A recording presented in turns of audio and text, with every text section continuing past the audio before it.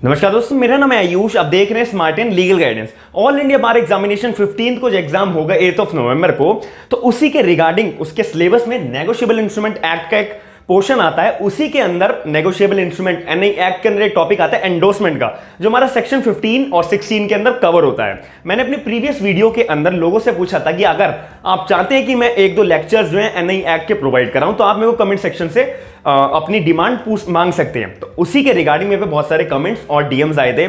तो आज हम इस वीडियो के अंदर एंडोर्समेंट का सेक्शन 15 और 16 बहुत अच्छे से कवर करेंगे और बहुत सारे लोगों को बेनिफिट होगा जो अपना ऑल इंडिया बार एग्जामिनेशन का पेपर देने वाले हैं, उनके रिगार्डिंग ही ये टॉपिक आता है। एग्जाम्स के अंदर क्लियरली क्वेश्चंस पूछे जाते हैं। तो वीडियो स्टार्ट करने से पहले मैं आपको एक नोटिस देना चाहता हूं। जितने भी माइनर एक्ट्स होते हैं और जो जीएस का पोर्शन होता है, जो आप कोई भी एग्जाम उठाकर देख लो, जुडिशरी का, पब्लिक प्रोसिक्यूटर का या कोई भी लॉ ऑफिसर का एग्जाम, जिसके अंदर माइनर एक्ट्स एक अच्छी खासी वेटेज अपने आप में रखते हैं, और जो जीएस का पोर्शन होता है वो अपने आप में बहुत इंपॉर्टेंट वेटेज रखते हैं, तो बहुत सारे लोगों को अच्छा मटेरियल नहीं मिल पाता, अच्छी गाइडेंस नहीं मिल पाती माइनर एक्ट्स और जीएस के पोर्शन के रिगार्डिंग। तो मैं उन्हीं लोगों के लिए एक बेनिफिट के तौर पर एक अच्छी चीज प्लान कर रहा हूं। अगर आप लोग ज्वाइन होना चाहते हैं तो आप मेरे को कमेंट सेक्शन के अंदर बताइएगा। माइनर एक्ट जैसे कि Indian partnership act, sales of goods act, specific relief act, limitation act, negotiable instrument act, transfer of property act, ये सारे माइनर एक्ट्स में कवर करने की सोच रहा हूं बहुत रीजनेबल प्राइस के अंदर,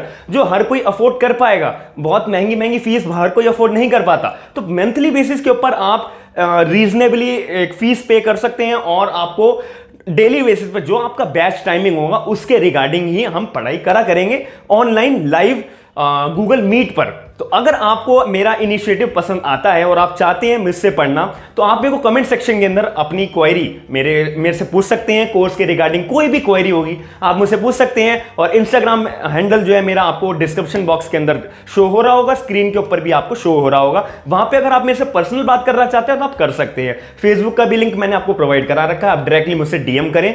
आप मेरे से अपनी कोई भी क्वेरी आपकी है कोर्स के रिगार्डिंग आप मुझसे पूछ सकते हैं।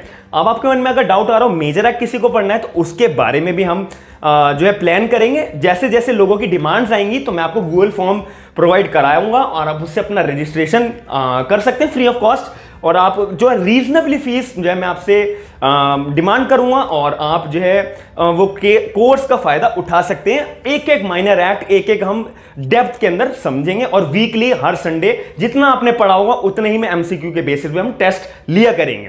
तो आइए आज की हम वीडियो स्टार्ट करते हैं। सबसे पहले एंडोर्समेंट का टॉपिक। एंडोर्समेंट, आपको एक बात सबसे पहले याद रखनी है, एंडोर्समेंट कहां मेंशन है? सेक्शन 15 और 16 के अंदर। किसमें? नेगोशिएबल इंस्ट्रूमेंट एक्ट 1881 के अंदर। अब एंडोर्समेंट का जो वर्ड है वो आया कहां से, इंट्रोडक्शन जो है एंडोर्समेंट का वो आया कहां से, उसके बारे में हम समझेंगे। तो एंडोर्समेंट का जो वर्ड है वो हमारा एंडोर्सम के टर्म एक वर्ड था, वहां से इन्वेंट हुआ था। एंडोर्समेंट मतलब INDORSUM, एंडोर्सम एक वर्ड था, उसी से ही एंडोर्समेंट का जन्म हुआ था। तो एंडोर्सम का मतलब क्या हुआ? एंडोर्समेंट का मतलब हुआ मींस अपॉन दी बैक, मतलब कोई इंस्ट्रूमेंट के पीछे, उसको बोलते हैं एंडोर्सम। अब आपको मैं एंडोर्समेंट का अगर क्लियर एक सिंपल भाषा में मतलब बताऊं तो उसका मतलब होता है, मैं आपको कहानी के फॉर्म में बताऊंगा, और वो कहानी आपको बिल्कुल ध्यान से सुननी है, क्योंकि वही कहानी आपको पूरी वीडियो तक एंड तक आपको ज्वाइन करके रखनी पड़ेगी। इसी कहानी के ऊपर आपको पूरी वीडियो समझनी है। तो कहानी के अंदर क्या बात है? एक प्रॉमिसरी नोट, हम एग्जांपल ले लेते हैं। ए एक प्रॉमिसरी नोट बनाता है किसके फेवर में? बी के, यानी कि ए को पैसे देने थे बी को 10,000 रुपए। तो ए ने एक प्रोमिसरी नोट बना दिया बी को देने के लिए और दे दिया। तो ए इस केस के अंदर क्या हुआ? ए हुआ मेकर। जो प्रोमिसरी नोट बनाता है तो वो तो मेकर कहलाया जाएगा, तो उसको बोलते हैं मेकर। जो बनाता है, ड्रॉअर, मेकर, तो उसको हम बोलेंगे मेकर। बी जो प्रोमिसरी नोट अपने पास अब रखेगा, जिसको मिलेगा, तो उसे क्या बोलेंगे? होल्डर। तो जैसे कि ए ने 10,000 रुपए का प्रोमिसरी नोट बनाया बी को देने के लिए, तो ए क्या हुआ? मेकर, और बी क्या हुआ? होल्डर। अब बी के पास प्रोमिसरी नोट अपने पास आ गया। अब बी को जो है ना पैसे देने थे आगे सी को। अब बी 10,000 रुपए, बी के पास जो है पैसे तो है नहीं, लेकिन बी के पास अभी है क्या? प्रोमिसरी नोट 10,000 रुपए का, जो उसको ए से मिला है। क्योंकि प्रोमिसरी नोट का मतलब होता है कि ए जो है प्रॉमिस कर रहा है पे करने के लिए बी को कोई भी एक स्पेसिफाइड डेट पे, कि ए ने प्रोमिसरी नोट पे लिखा हुआ है कि मैं ए बी को इस तारीख को 10,000 रुपए पे करूंगा, बी मेरे से इस तारीख को पैसे लेने आ जाए। तो ये प्रॉमिसरी, और उसने ए ने अपना साइन कर दिया। तो ए इस केस के अंदर क्या हो गया, मेकर, बी होल्डर, और बी जो है जो तारीख प्रॉमिसरी नोट के ऊपर लिखी हुई है, तो बी जो है जाएगा उस दिन ए के पास, ला भी मेरे पैसे दे दे। तो ए जो है मतलब प्रॉमिसरी नोट बी जो है ए को दिखाएगा और ए उस टाइम पे बी को पैसे दे देगा। अब इसके अंदर जो है इतना इजी नहीं होता समझना। अब यहां से स्टार्ट होता है एंडोर्समेंट का टॉपिक। जैसे कि बी के पास जो है प्रॉमिसरी नोट है, तो बी जो है प्रॉमिसरी नोट का होल्डर है, क्योंकि उसके पास प्रॉमिसरी नोट है तो वो होल्डर हो गया ना। तो बी की साइड से आप सोचेंगे, तो बी को अगर पैसे देने हैं सी को 10,000 रुपए, अब बी के पास पैसे तो है नहीं, लेकिन बी के पास एक चीज तो है ना, प्रॉमिसरी नोट, तो वो अपना प्रॉमिसरी नोट का इस्तेमाल करेगा। तो बी जो है प्रॉमिसरी नोट सी को अगर देना चाहता है कि भाई मेरे को तुझे पैसे देने हैं, अभी मेरे पास पैसे तो है नहीं, मुझे अभी थोड़े टाइम बाद पैसे मिलने वाले 10,000 रुपए, तो तू ये प्रॉमिसरी नोट पकड़ ले, तू जाके सीधा ए से पैसे ले लियो जब मैच्योरिटी डेट आएगी प्रॉमिसरी नोट की। तो बी जो है इस केस के अंदर एंडोर्समेंट करेगा, ऐसे तो करेगा नहीं। अब प्रॉमिसरी नोट जो है, बी जो है प्रॉमिसरी नोट के ऊपर नीचे ही लिख देगा सामने फ्रंट पेज पे कि मेरा नाम बी है, मुझे प्रॉमिसरी नोट ए से मिला हुआ है, मैं अपना प्रॉमिसरी नोट जो है सी को दे रहा हूं, यानी कि एंडोर्स कर रहा हूं कि सी जो है एक स्पेसिफाइड डेट को 10,000 रुपए सी जो है ए से जाके ले लेगा। बात वही खत्म हो जाएगी, बी अपना साइन वाइन कर देगा। तो इस केस के अंदर जो बी है, बी क्या हो गया, एंडोर्सर, मतलब कि जो अपने प्रॉमिसरी नोट, मतलब जो इंस्ट्रूमेंट को देता है, एंडोर्स करता है, उसको क्या बोलते हैं, एंडोर्सर। अब सी इस केस के अंदर क्या है, जो प्रॉमिसरी नोट को एक्सेप्ट कर रहा है, तो उस केस के अंदर जो इंस्ट्रूमेंट को एक्सेप्ट कर रहा है, तो सी उस केस के अंदर एंडोर्सी माना जाएगा, एंडोर्सी। तो आपको ये दो वर्ड और एक ही कहानी याद रखनी है, एंडोर्सर और एंडोर्सी। एंडोर्सर कौन हुआ, जो भाई इंस्ट्रूमेंट बना रहा है, जो चाहता है अपना प्रॉमिसरी नोट किसी सामने वाले को देने के लिए, जो उसके पास होल्ड करके उसने रखा हुआ है, तो वो कौन होगा, एंडोर्सर। अब सी इस केस के अंदर क्या है, एंडोर्सी, जो अपना इंस्ट्रूमेंट जो मतलब पाता है, अपने पास मिलता है उसको, जो एक्सेप्ट करता है, एंडोर्सी, कि ठीक है भाई तू मेरे को अभी 10,000 रुपए मत दे, मैं तेरा प्रॉमिसरी नोट एक्सेप्ट करता हूं, मैं जाके मैच्योरिटी डेट के ऊपर ए से जाके पैसे ले लूंगा, उसको क्या बोलते हैं, एंडोर्सी। तो ये दो वर्ड के ऊपर और एक ही कहानी के ऊपर आपको ध्यान देना है। लेकिन आपके दिमाग में बात आ रही होगी कि जो मैंने ए और बी की कहानी बताई थी, तो वो तो यूज ही नहीं आ रही। तो मैंने इसलिए बताई थी कि क्योंकि एंडोर्समेंट का टॉपिक ही स्टार्ट कहां से हो रहा है, ए और बी से। अगर कोई प्रॉमिसरी नोट बना ही नहीं होगा तो आप एंडोर्समेंट का टॉपिक ही कहां से समझ लोगे। तो इसीलिए जो इसकी एवोल्यूशन है, मतलब कि जहां से जन्म हो रहा है एंडोर्समेंट का, वो हो रहा है प्रॉमिसरी नोट ओरिजिनली जिसने बनाया है। ओरिजिनली तो ए ने बनाया है ना, जैसे कि ए ने प्रॉमिसरी नोट एक बनाया बी को देने के लिए। अब कहानी एंडोर्समेंट की बी से चालू होगी कि बी अगर फर्दर किसी को एंडोर्स करना चाहता है, अपना इंस्ट्रूमेंट किसी सामने वाले को देना चाहता है, तो ए होगा एंडोर्सी, और जो एक्सेप्ट कर रहा है इंस्ट्रूमेंट को वो होगा एंडोर्स। ए जो है, ए ने अपना इंस्ट्रूमेंट बी को दिया, मतलब ए ने प्रॉमिसरी नोट बना के बी को दिया, तो बी ने आगे एंडोर्स करना चाहता है, तो जो बी जो है एंडोर्स अगर आगे करना चाहता है तो बी को क्या बोलेंगे, एंडोर्सर। सी जो एक्सेप्ट करता है कि हाँ भाई मैं तेरा प्रॉमिसरी नोट एक्सेप्ट कर रहा हूं तेरे बी के बदले, यानी कि सी ए से जाकर पैसे ले लेगा, तो सी क्या हुआ इसमें, एंडोर्सी। तो ये दो वर्ड आपको पूरी वीडियो के अंदर याद रखने, और ये कहानी पूरी आपको पूरी वीडियो के अंदर याद रखनी है। तो अब मैं प्रोविजंस पे चलता हूं। तो सबसे पहले मैंने एंडोर्सर बताया, इंस्ट्रूमेंट जो बनाता है एंडोर्समेंट करने के लिए, उसको एंडोर्सर। एंडोर्सी, इंस्ट्रूमेंट जो एक्सेप्ट करने वाला, इंस्ट्रूमेंट जो एक्सेप्ट कर रहा है, एंडोर्समेंट जो एक्सेप्ट कर रहा है, ठीक है भाई मैं तेरे बदले पैसे ले लूंगा, वो क्या हो गया, एंडोर्सी। एंडोर्सर और एंडोर्सी, ये दो वर्ड मैं आपको बार बार बोल रहा हूं, ये याद रखने हैं। अब बात आती है इंपॉर्टेंट बात कि व्हेन एंडोर्समेंट एक्सेप्टेड, जब एंडोर्सर यानी कि बी, जब बी जो है चाहता है कि भाई मेरे पास पैसे तो है नहीं, तो सी को पैसे देने हैं, तो बी जो है अपना प्रॉमिसरी नोट यूज कर रहा है सी को पैसा चुकाने के लिए या फिर सी को शांत करने के लिए। तो बी जो है एक एंडोर्समेंट का एग्रीमेंट बनाता है कि मेरा नाम बी है, मेरे पास एक प्रॉमिसरी नोट है जो मुझे ए ने दिया है बनाकर ओरिजिनली तौर पे, तो इस तारीख को ये प्रॉमिसरी नोट मैच्योर होगा, तो मैं चाहता हूं मैं अपना इंस्ट्रूमेंट जो है सी को एंडोर्स कर रहा हूं कि सी मेरे फेवर के तौर पर जाके सीधा ए से पेमेंट ले लेगा 10,000 रुपए की, ये स्पेसिफाइड डेट के ऊपर, ये लिख देगा, बी प्रोमिसरी नोट पर अपना साइन कर देगा, और बी जो है सी को हैंडओवर कर देगा अपना प्रोमिसरी नोट। तो ऐसे केस के अंदर ये लीगली तौर पर बिल्कुल वैलिड एंडोर्समेंट माना जाएगा।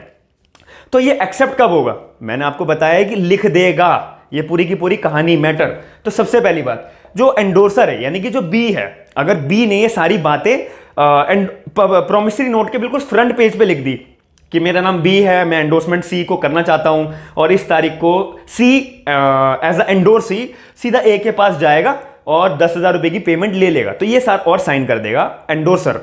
ये सारे का सारा मैटर अगर जो है एंडोर्सर जो है यानी कि बी जो है फ्रंट पेज पे लिख देगा तब एक्सेप्ट करा हुआ माना जाएगा। या फिर अगर सामने प्रोमिसरी नोट के सामने वाले पेज पे जगह नहीं है फिर तो आप पीछे वाले पेज पे ये मैटर लिख दो। बी जो है एज अ एंडोर्सर पीछे वाले पेज पे सारा मैटर लिख देगा कि मेरा नाम बी है, मैं एंडोर्समेंट अपना प्रोमिसरी नोट करना चाहता हूं सी को 10,000 रुपए का, इस तारीख को मैच्योरिटी होगी, सी जाके पेमेंट ले ले, तो आप पीछे वाले पेज पे लिख दो ऑन द बैक। तो तब जो एंडोर्समेंट है ये प्रॉपर एंडोर्समेंट लीगली तौर पे वैलिड माना जाएगा। अब आपके दिमाग में क्वेश्चन आ रहा होगा कि आगे जगह नहीं है, पीछे जगह नहीं है, तो तब कैसे करें? तब भी आपके पास एक ऑप्शन है।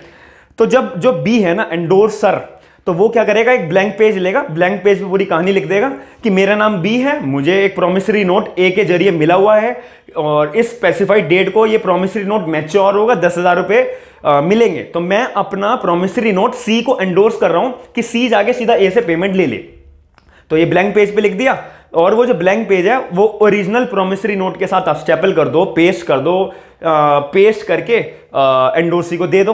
तो उसका मतलब क्या होता है, with separate slip annex with the instrument, कि आपने जो है एक सेपरेट शीट जो है इंस्ट्रूमेंट के साथ एक अटैच करके, अनेक्स करके, अनेक्स का मतलब अटैच करना, चिपकाना, अटैच करके आपने एंडोर्सी को दे दी। तो ऐसा करना भी एक लीगली तौर पे वैलिड एंडोर्समेंट माना जाता है। तो आपको मोटी मोटी बात मैंने पूरी वीडियो के अंदर अभी तक समझा दी होगी कि कुछ भी अपने पास, आपके पास कोई भी प्रोमिसरी नोट है, कोई भी नेगोशिएबल इंस्ट्रूमेंट है, आप कोई भी नेगोशिएबल इंस्ट्रूमेंट का एंडोर्समेंट कर सकते हैं। अब इसके अंदर एक और बहुत इंपॉर्टेंट बात आती है कि काइंड्स ऑफ एंडोर्समेंट, कि काइंड्स क्या क्या होते हैं एंडोर्समेंट के, कैसे कैसे तरीके से एंडोर्समेंट हो सकता है।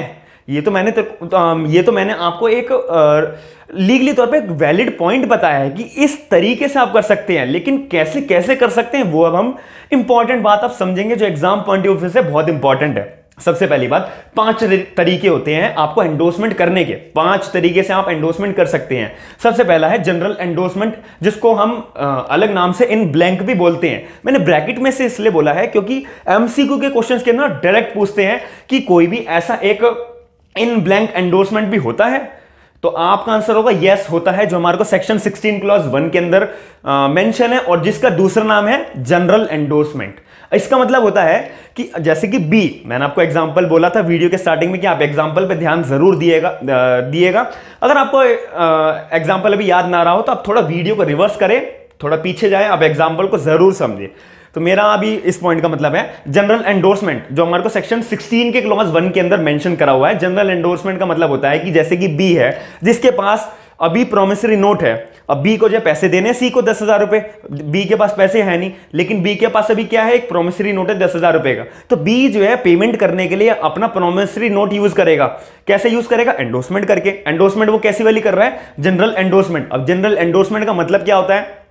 कुछ मतलब नहीं होता इतना स्पेसिफिकली, सिंपल मतलब होता है कि बी जो है प्रोमिसरी नोट पे अपना लिखेगा, या तो फ्रंट पेज पे या बैक पेज पे, या जगह नहीं आगे पीछे, या फिर एक सेपरेट स्लिप ऐड करके क्या लिखेगा कि मेरा नाम बी है, मेरे पास एक प्रोमिसरी नोट है जो मैच्योर इस तारीख को होगा, मैं जो है अपना इंस्ट्रूमेंट जो है एंडोर्स कर रहा हूं, एक स्पेसिफाइड डेट को मैच्योर होगा 10,000 रुपए का। अब आपने एक बात नोटिस करी होगी, मैंने अभी सी का नाम नहीं लिया, मैंने अभी बोला है सिर्फ वो बी जो है एंडोर्स करना चाहता है, मतलब एंडोर्समेंट कर रहा है, लेकिन अभी यहां पे स्पेसिफिकली ये मेंशन नहीं करा हुआ है किसको कर रहा है। तो अगर ये बात आ जाती है कि किसको कर रहा है, ये मेंशन नहीं है, कि एंडोर्सी है कौन, ये मेंशन नहीं है, तो इस केस के अंदर ऐसे एंडोर्समेंट को क्या बोलते हैं? जनरल एंडोर्समेंट, जहां पे स्पेसिफिकली ये नहीं पता होता कि भाई आखिर एंडोर्सी है कौन। तो इस ये भी ऐसे बहुत होते हैं, जैसे कि हम अपना ब्लैंक चेक जो है किसी को दे देते हैं, बंदा कोई भी अपना टू पर पेई जो होता है वो कोई भी नाम लिख सकता है, तो हम जैसे ब्लैंक चेक देते हैं तो वो भी तो एक जनरल एंडोर्समेंट ही होता है। तो इसको ऐसे आप लॉजिक में समझिए कि जहां पे एंडोर्सी का नाम नहीं पता कि कौन है, तो ऐसे एंडोर्समेंट को हम बोलते हैं जनरल एंडोर्समेंट, जो हमारा सेक्शन 16 के क्लॉज 1 के अंदर मेंशन करा होता है। अब एक दूसरा एंडोर्समेंट भी आता है, endorsement in full, endorsement in full, जिसका दूसरा नाम होता है स्पेशल एंडोर्समेंट।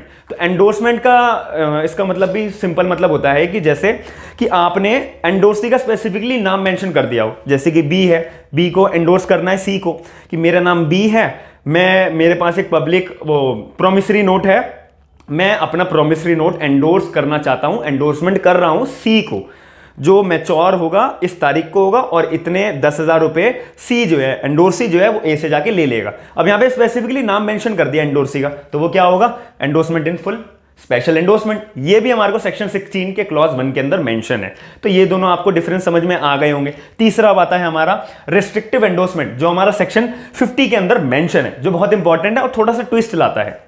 इसके अंदर क्या होता है, जैसे कि बी के पास प्रोमिसरी नोट है अभी और बी को पेमेंट करनी है सी को, सी के पास पैसा है नहीं, सी के पास एक चीज तो है ना अपनी प्रोमिसरी नोट 10,000 रुपए का, तो वो यूज करेगा।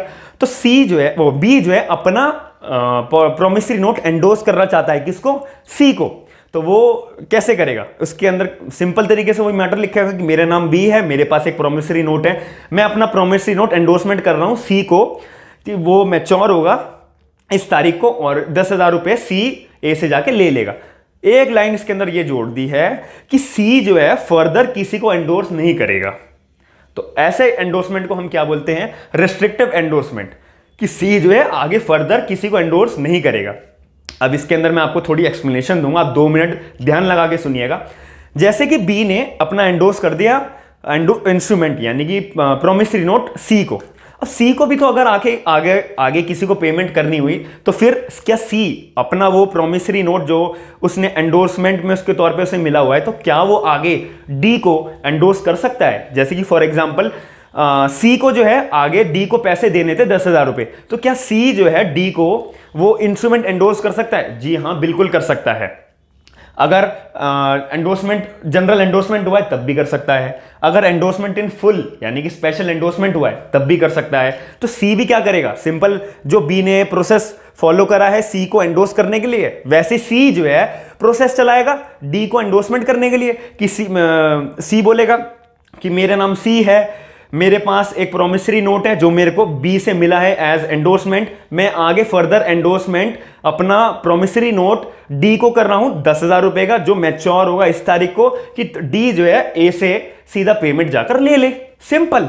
लेकिन अगर बी ने पहले लिख दिया कि भाई सी जो है ना आगे किसी को फर्दर एंडोर्स नहीं करेगा, तो उसको क्या बोलेंगे, रेस्ट्रिक्टिव एंडोर्समेंट, जो लीगली तौर पे वैलिड है। सेक्शन 50 के अंदर ये कवर हुआ है। आपको इतनी बात बिल्कुल समझ में आ गई होगी, जो टॉपिक के अंदर इतनी ही कवर है। अब इसके अंदर आता है चौथा एंडोर्समेंट, काइंड पार्शियल एंडोर्समेंट, जो हमारा सेक्शन 56 के अंदर कवर होता है, लेकिन ये है इलीगल एंडोर्समेंट। एमसीक्यू में सीधा आता है, क्या पार्शियल एंडोर्समेंट जो है लीगल होता है, इलीगल होता है, या पार्शियली इलीगल लीगल होता है, या फिर नन ऑफ द अबव होता है? तो आपको किस पे टिक करना है, इलीगल एंडोर्समेंट पे, कि पार्शियल एंडोर्समेंट जो है हमारा इलीगल एंडोर्समेंट होता है। तो इसलिए हमारा सेक्शन 56 के अंदर कवर होता है। तो आपको ये डाउट हो रहा है कैसे इलीगल होता है, तो इसका मतलब ये होता है कि जैसे बी के पास प्रोमिसरी नोट है, बी को जो है पैसे देने हैं, सी को भी देने हैं और डी को भी देने हैं। अब बी के पास 10,000 रुपए का प्रोमिसरी नोट है, बी जो है पैसे देने हैं बी को पैसे देने हैं 5,000 रुपए सी को और 5,000 रुपए डी को। अब बी जो है एंडोर्स कर रहा है अपना प्रोमिसरी नोट कि मेरा नाम बी है और मेरे पास एक प्रोमिसरी नोट है जो इस तारीख को मैच्योर होगा 10,000 रुपए का, मैं अपना प्रोमिसरी नोट एंडोर्स कर रहा हूं 5,000 रुपए सी को देने के लिए और 5,000 रुपए डी को देने के लिए। अगर बी ऐसा एंडोर्समेंट करता है कि 5,000 रुपए भाई सी को एंडोर्स कर रहा हूं और 5,000 रुपए का जो पार्ट है वो डी को एंडोर्स कर रहा हूं, तो ऐसा एंडोर्समेंट बिल्कुल इलीगल माना जाता है, वॉइड माना जाता है, डिसऑनर माना जाता है। ऐसा एंडोर्समेंट भाई कोई नहीं कर सकता। सेक्शन 56 के अंदर साफ लिखा है कि भाई आपको एंडोर्समेंट करना है तो आपको फुल अमाउंट का एक ही बंदे को करना पड़ेगा। ऐसे आपको नहीं करना कि 5,000 रुपए का एंडोर्स किसी और को कर दो, 10,000 का, 5,000 का किसी और को कर दो, 2,000 का किसी और को कर दो, 1,000 का किसी और को कर दो। ऐसा बिल्कुल भी लीगली तौर पे वैलिड नहीं होता है। पार्शियल एंडोर्समेंट करना इलीगल है और डिसऑनर आपका होगा। जो भी नुकसान होगा भाई उसके लिए बी जिम्मेदार होगा, उसको पूरी पेमेंट करनी होगी। ये बात तो आपको क्लियर हो गई होगी। अब आता है फिफ्थ और आखिरी काइंड हमारा एंडोर्समेंट का, जो कहता है कंडीशनल या फिर पार्शियल एंडोर्समेंट, जो हमारा सेक्शन 52 के अंदर कवर होता है। ये भी बहुत इंपॉर्टेंट है। इसका एक टर्म होती है, दो टर्म्स होती हैं इसके अंदर, सेंस रिकोर्स और आता है सेंस फ्रेटिस। अब इसका मतलब सिंपल है कि बी के पास प्रोमिसरी नोट है, बी को जो है पैसे देने थे सी को 10,000 रुपए, तो बी जो है अपना प्रोमिसरी नोट यूज करेगा एंडोर्स करने के लिए। हम इतनी देर से जो वीडियो में समझते आ रहे हैं, तो बी क्या लिखेंगे एंडोर्समेंट करते हुए कि मेरा नाम बी है और मेरे पास एक प्रोमिसरी नोट है, मैं अपना प्रोमिसरी नोट एंडोर्स कर रहा हूं सी को, कि सी जो है मैच्योरिटी डेट को ए से जाके 10,000 रुपए उठा लेगा, ले लेगा।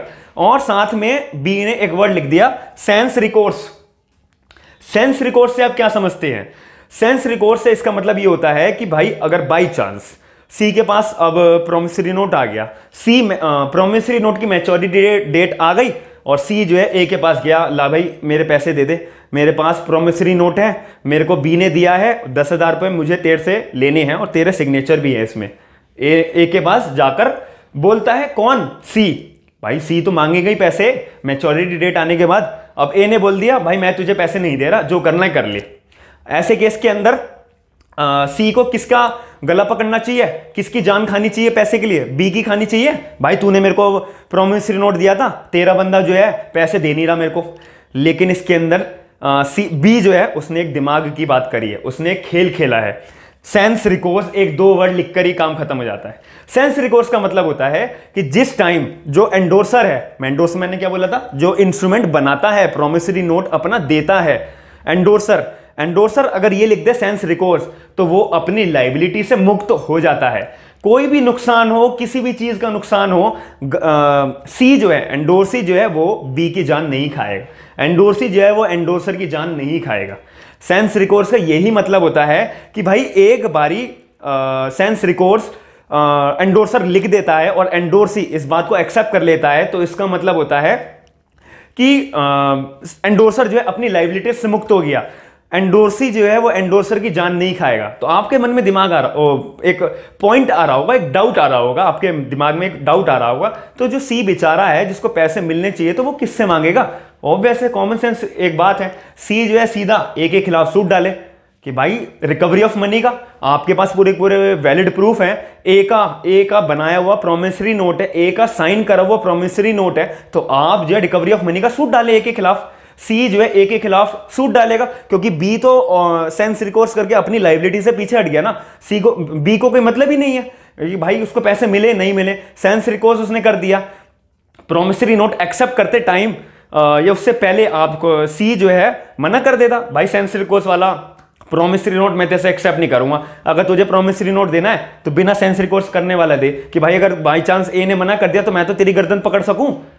तो इसीलिए ये वर्ड आपको बहुत इंपॉर्टेंट ध्यान में रखना होता है, सेंस रिकोर्स। अब दूसरा वर्ड आता है हमारा सेंस फ्रेटिस। ये बहुत इजी है।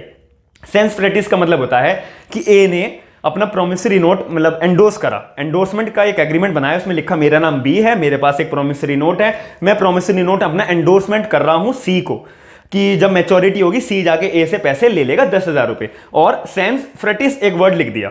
सेंस फ्रेटिस का मतलब होता है कि भाई सी के अगर कोई भी प्रोसेसिंग फी लगती है, नोटिंग फी लगती है, प्रोटेस्टिंग फी लगती है, कोई भी तरीके की फी लगती है, कोई भी खर्चा पानी जो भी खर्च होता है सी का, सी जो है लीगली तौर पे बी से लाइबल नहीं है डिमांड करने के लिए पेमेंट, कि भाई सी जो है बी से ये नहीं बोलेगा भाई मेरे इतने प्रोसेसिंग फी लगी है, मेरे को मेरी प्रोसेसिंग फी दे दे, या फिर मेरी इतनी नोटिंग फी लगी है मुझे इतने पैसे दे दे। बी नहीं, सेंस फ्रेटिस लिखकर ही बिल्कुल फ्री हो गया कि भाई तेरा जो भी खर्चा पानी लगेगा ना उसके लिए मैं जिम्मेदार नहीं होऊंगा, उसके लिए एंडोर्सर जिम्मेदार नहीं होगा। भाई जो तेरा खर्चा पानी लगेगा वो तो अपनी जेब से खुद भरी हो। तो इसका मतलब क्या होता है? सेंस फ्रेटिस। सेंस फ्रेटिस का मतलब होता है कि जो भी खर्चा पानी एंडोर्सी का खर्च होता है उसके लिए एंडोर्सर लीगली तौर पे वैलिड नहीं होता है। That's it. ये हमारे 5 काइंड्स होते हैं एंडोर्समेंट के, जो बहुत important exam point of view से। आप पूरा एनआई एक्ट पढ़ लो या कुछ पढ़ लो, अगर आपने एंडोर्समेंट का टॉपिक नहीं पढ़ा है और एक डिसऑनर ऑफ द चेक का टॉपिक नहीं पढ़ा है तो आपका सब लोग आपको एज्यूम करेंगे कि आपने एनआई एक्ट बिल्कुल नहीं पढ़ा है। ये दो टॉपिक बहुत इंपॉर्टेंट है, एक प्रेजेंटेशन के भी टॉपिक बहुत इंपॉर्टेंट है जो आपको पढ़ने पड़ेंगे। अब आखिरी जो हमारा टॉपिक आता है इस वीडियो का, एंडोर्समेंट के टॉपिक का, essential elements of the endorsement. आप आईपीसी या फिर पूरे कानून की जितने भी लॉज हैं, जितने भी एक्ट्स हैं, पूरे के पूरे एक्ट्स के अंदर, सारे के सारे कानून की किताबों के अंदर सबसे मेन इंग्रेडिएंट्स क्या होता है? Essential elements. आपको एसेंशियल एलिमेंट्स जो है फ्रेम करने आने चाहिए। आंसर लिखते हुए अगर आपने एसेंशियल एलिमेंट्स लिख दिए ना, तो एग्जामिनर आपको 100% अच्छे मार्क्स देगा ही देगा, क्योंकि ये एक अच्छी राइटिंग स्किल्स की पहचान होती है कि बच्चे ने एसेंशियल एलिमेंट्स पढ़कर आया है और कंसाइज फॉर्म में पर्टिकुलरली मेंशन कर रहा है, तो ये इस बंदे को बहुत अच्छी नॉलेज है। तो इसीलिए ये आपकी पर्सनैलिटी औरों से थोड़ी अलग शो करते हैं एसेंशियल एलिमेंट्स। तो एसेंशियल एलिमेंट्स के अंदर क्या क्या बातें आती हैं? एलोंगी।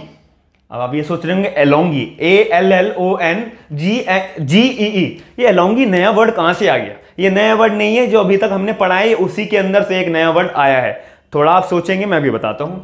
जब आपको याद है हमने वीडियो के स्टार्टिंग में एक टॉपिक पढ़ा था, with separate slip annexed with instrument, कि अगर प्रोमिसरी नोट के आगे जगह नहीं है एंडोर्स करने की, एंडोर्समेंट का जो मैटर होता है वो लिखने की, ना पीछे जगह है एंडोर्समेंट का जो मैटर है वो लिखने की, तो हम क्या करते हैं, एक ब्लैंक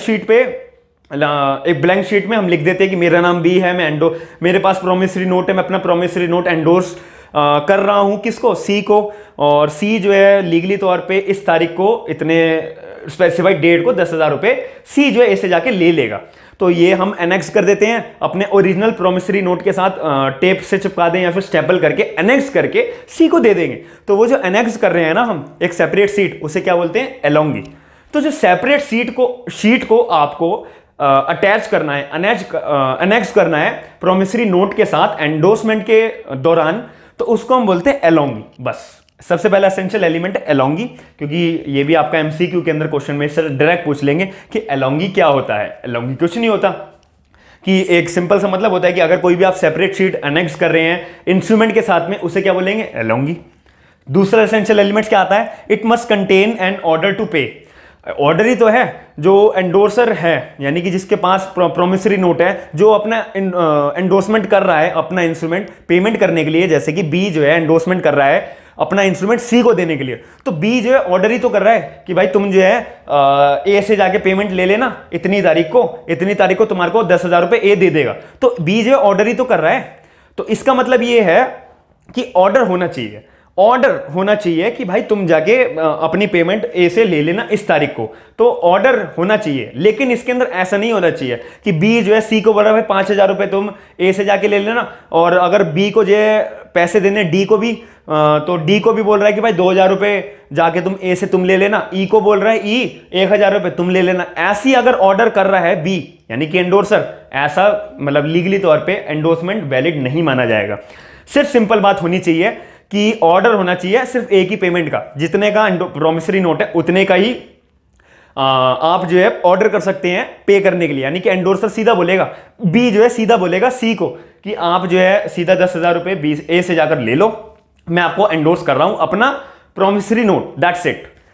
तीसरा हमारी वीडियो का आखिरी टॉपिक, तीसरा एसेंशियल एलिमेंट्स। हमने इतने सारी बातें पढ़ ली एंडोर्समेंट के रिगार्डिंग, तो तीसरा पॉइंट ये कह रहा है, क्या इलिटरेट बंदा एंडोर्समेंट कर सकता है? जिसको पढ़ना नहीं आता हो ना जिसको लिखना आता हो, क्या वो अपना प्रोमिसरी नोट एंडोर्स कर सकता है? यस, आंसर है यस।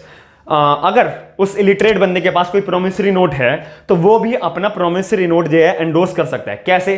किसी से बंदे से लिखवा ले कि मेरा नाम बी है, जैसे कि बी का एग्जांपल ले लेते हैं, बी जो है अनपढ़ है, इलिटरेट बंदा है, उसको ए से एक प्रोमिसरी नोट मिला था, तो बी को पैसे देने थे सी को 10,000 रुपए, बी के पास पैसे नहीं है, तो बी अपना प्रोमिसरी नोट यूज करना चाहता है, तो बी किसी के पास जाएगा और लिखवाएगा कि मेरा नाम बी है, मैं इलिटरेट हूं और मेरे पास एक प्रोमिसरी नोट है जो मुझे ए से मिला है, इस तारीख को ये प्रोमिसरी नोट मैच्योर होगा, मैं अपना प्रोमिसरी नोट एंडोर्स कर रहा हूं सी को, ताकि सी जो है पेमेंट ले ले ए से जाकर एक स्पेसिफाइड डेट जो मेंशन है।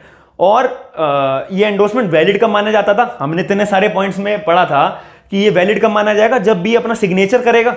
एंड में सिग्नेचर तो करना चाहिए, सिग्नेचर ही एक हमारा वैलिड आइडेंटिफिकेशन होती है कोई भी डॉक्यूमेंटेशन को कंप्लीट कराने के लिए। तो इस केस के अंदर अब जो बंदा अनपढ़ है, जो पढ़ नहीं सकता, जो लिख नहीं सकता, तो उसका वैलिड हम कैसे मांगेंगे? तो वो अपने लेफ्ट थंब प्रिंट का इस्तेमाल करेगा, लेफ्ट थंब प्रिंट अपना लगा दे उस एंडोर्समेंट के डॉक्यूमेंटेशन के ऊपर, तो वो जो पब्लिक प्रोमिसरी नोट है वो सी को दे दे अपना लेफ्ट थंब प्रिंट यूज करके। तो ऐसे केस के अंदर जो इलिटरेट पर्सन है वो भी बंदे अपना एंडोर्समेंट कर सकते हैं। तो आज हम इस वीडियो के अंदर पूरा का पूरा एंडोर्समेंट का टॉपिक समझा है जो हमारा सेक्शन 15 से 16 में कवर होता है, और काइंड्स के एंडोर्समेंट भी हमने समझे हैं जो अलग अलग पर्टिकुलर सेक्शन के अंदर हमारे को क्लासिफिकेशन बता रखी है। हमने एंडोसर क्या होता है, एंडोसी क्या होता है, ये सारी बातें पढ़ी थी। और वीडियो के स्टार्टिंग में जो मैंने आपसे इनिशिएटिव लेने के लिए रिक्वेस्ट करी थी, आप मेरे को अपना कमेंट सेक्शन के अंदर बताइएगा कि आप माइनर एक्ट्स अगर मेरे से पढ़ना चाहते हैं, विद केस लॉज पढ़ना चाहते हैं, और वीकली बेसिस पे टेस्ट सीरीज देना चाहते हैं, और साथ ही में जीएस का पोर्शन भी अपना प्रैक्टिस बेसिस के ऊपर करना चाहते हैं, तो आप मेरे को जरूर रिवर्ट बैक करिएगा। और बहुत रीजनेबल फीस के ऊपर जो हर कोई अफोर्ड कर पाए, ऐसा बिल्कुल भी नहीं कि जो बहुत सारे लोग करते होंगे या फिर करते हैं, बहुत हायर कोर्सेज वो डिमांड करते हैं और वो रिकॉर्डेड क्लासेस देते हैं। हमारा बिल्कुल लाइव टू लाइव क्लासेस चलेंगी। अगर आप ऐसा ज्वाइन करना चाहते हैं तो आप मेरे को इंस्टाग्राम अकाउंट पे मेरे को मैसेज करिएगा, फेसबुक पे मैसेज करिएगा, या फिर कमेंट सेक्शन के अंदर मेरे को मैसेज करिएगा, मैं आपको रिवर्ट बैक जरूर करूंगा। थैंक यू, धन्यवाद।